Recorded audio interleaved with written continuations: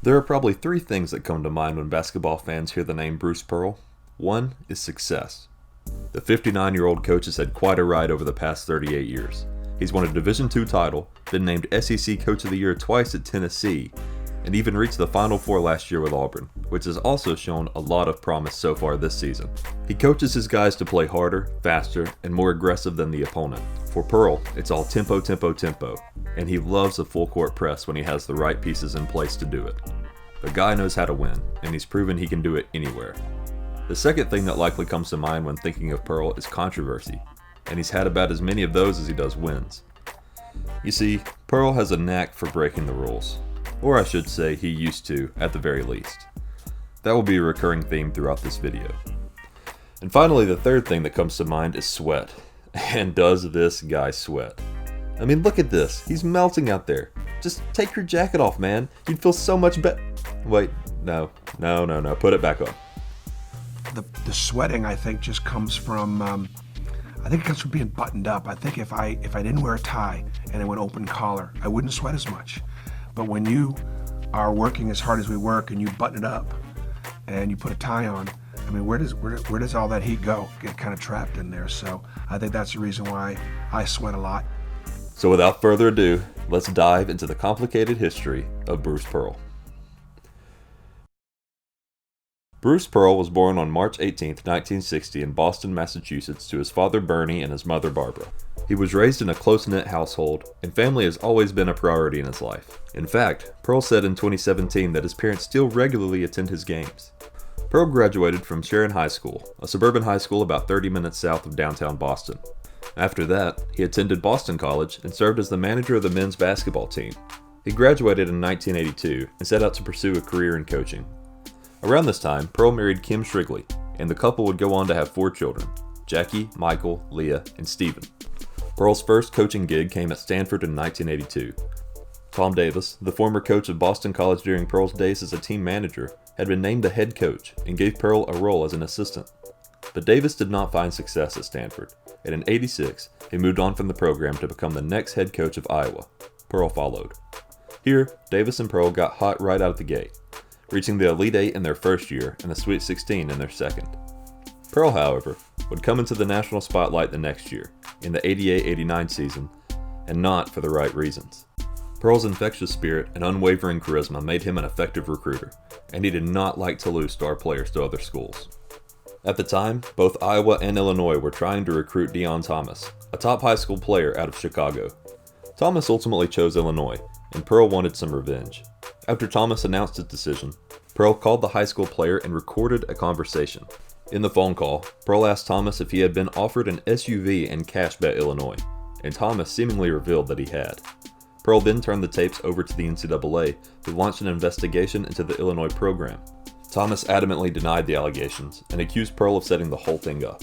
The NCAA ultimately did not find Illinois or Thomas of any wrongdoing as pertaining to the allegations made by Pearl, but did uncover other violations that led to a 1-year postseason ban for Illinois.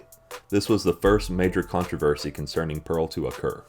In 1992, Pearl got his first head coaching gig at the University of Southern Indiana.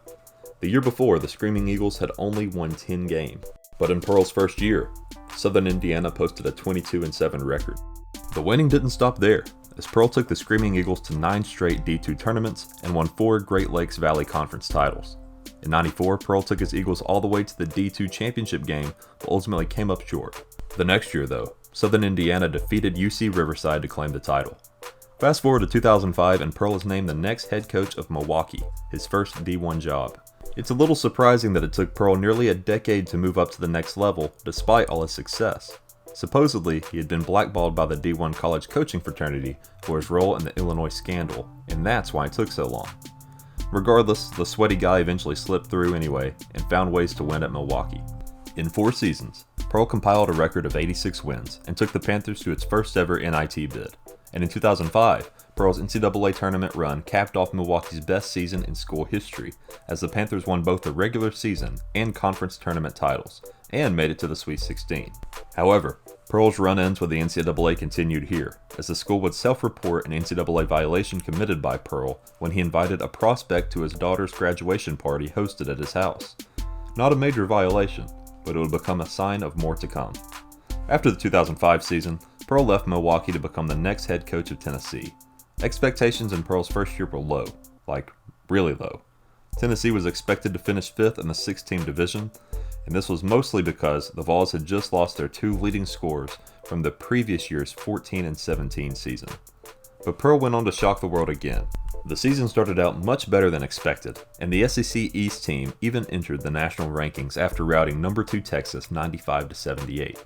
From here, the Vols progressed and led the SEC East for the majority of the rest of the season, which featured a win over Kentucky and 2 more over eventual national champion Florida. The season's success could not be sustained though, as the Vols went on to lose 6 of their last 9 games right after cracking into the AP Top 10 in February. Still, Tennessee won the division and finished with a season record of 22-8, one of the school's best at the time, and that was a huge step in the right direction. Pearl's quirky antics followed him to Tennessee.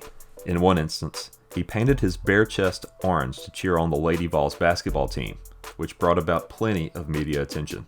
The next season was another impressive one for Pearl, as Tennessee finished 2nd in the SEC East and landed a number 5 seed in the NCAA tournament. In the first round, the Vols handled Long Beach State 121-86 before upsetting Virginia 77-74 to reach the Sweet 16.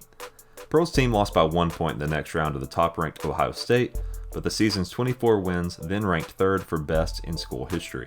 In 2007, Bruce and his wife Kim divorced after 25 years of marriage.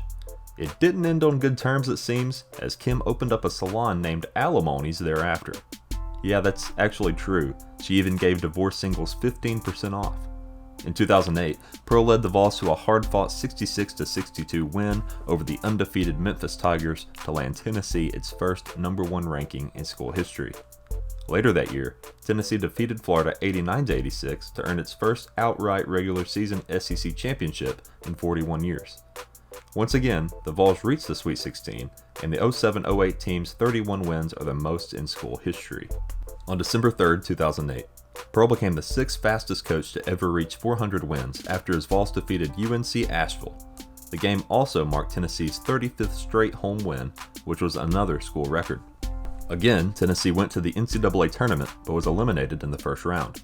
The next year, Pearl recorded his 100th win at Tennessee, making him the 2nd fastest UT coach to reach that mark after once again defeating UNC Asheville in a 124-49 beatdown. It was the most points ever scored by Tennessee in a regular season game. Pearl also married Brandy Samuel around this time. In March 2010, the Vols reached the Sweet 16 for a 3rd time under Pearl. After defeating Ohio State 76-73, Pearl and his guys made it to the Elite 8. Unfortunately, Tennessee came up a point short to Michigan State in a 70-69 Midwest Regional Final loss to miss the Final Four. This is where Tennessee peaked under Pearl, because all hell was about to break loose just a few months later.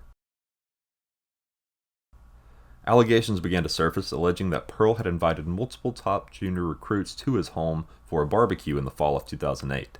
Pearl initially denied the claims, but a photo later emerged of junior recruit Aaron Kraft attending a barbecue at Pearl's home. Still, Pearl insisted Kraft had never been to his home, even when presented with photographic evidence. But in a second interview with the NCAA, he confessed wrongdoing. Pearl then held a teary-eyed press conference where he admitted to the allegations and to lying to the NCAA. Tennessee docked $1.5 million from Pearl's pay and limited Pearl's ability to recruit on the road, but did not make these punishments effective immediately. 4 days after the press conference, before punishments were put into place, Pearl just so happened to bump into recruit Jordan Adams, or so he claims. Adams would go on to tell the NCAA that he and Pearl had a 3-minute conversation where the Tennessee coach downplayed the NCAA dilemma before pointing to his Elite 8 ring and telling the recruit he could, quote, get one of these. Pearl, of course, did not self-report the violation immediately. The SEC suspended Pearl for the first 8 games of the conference play in the 2010-2011 season, but when another report of a minor violation came to light in March 2011, Tennessee fired Pearl. In August 2011, the NCAA gave Pearl a 3-year show cause penalty, as well as a similar 1-year penalty to 3 assistants. The NCAA made it clear it was Pearl's lying that earned the penalty, which turned minor violations into major ones. We made a mistake. We paid a huge price. 4 months before the end of his 3-year show-cause penalty, Auburn signed Pearl to a 6-year deal worth $14.7 million. Pearl became the first college basketball coach to get hired by another school while still under an active show-cause penalty. Pearl's first 3 seasons at Auburn were uneventful. Auburn failed to finish better than 11th in the SEC or play in a postseason tournament, but at least no violations were made. Then, 2017 happened. The FBI began digging into the dark side of college basketball, and Auburn assistant Chuck Person was one of the first to get arrested. Person was hit with 6 federal charges of bribery, fraud, and conspiracy. Soon after, Auburn put 2 other staffers on leave and suspended players Austin Wiley and Daniel Purifoy indefinitely. Reports then started coming out that Pearl was not being cooperative with Auburn's internal investigation, something Auburn president Stephen Leaf even publicly accused Pearl of. Still, Pearl kept his focus on the court. Despite being picked to finish 9th in the SEC, Auburn won a share of the conference regular season title and landed a number 4 seed in the NCAA tournament. This was the best season for Auburn basketball since 1999. So in just a few months, Pearl went from being on the hot seat to being rewarded with a contract extension through 2023. Soon after, Pearl reached a milestone. Auburn handled Tennessee 84-64 to win the SEC championship tournament. The celebrations did not last long. On March 14th, Auburn suspended assistant coach Ira Bowman, the man who replaced Chuck Person for his scandal after reports surfaced that he was involved in a bribery scheme during his time at the University of Pennsylvania. Still, Pearl kept his eyes on the court and advanced to the NCAA tournament. Pearl's Tigers edged past number 12 seed New Mexico State 78-77 in the first round.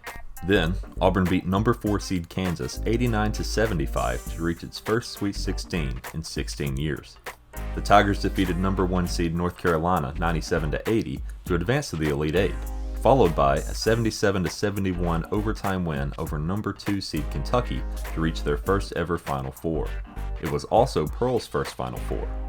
Auburn then lost 63-62 to Virginia, but that was okay because it was the greatest postseason run in Auburn basketball history.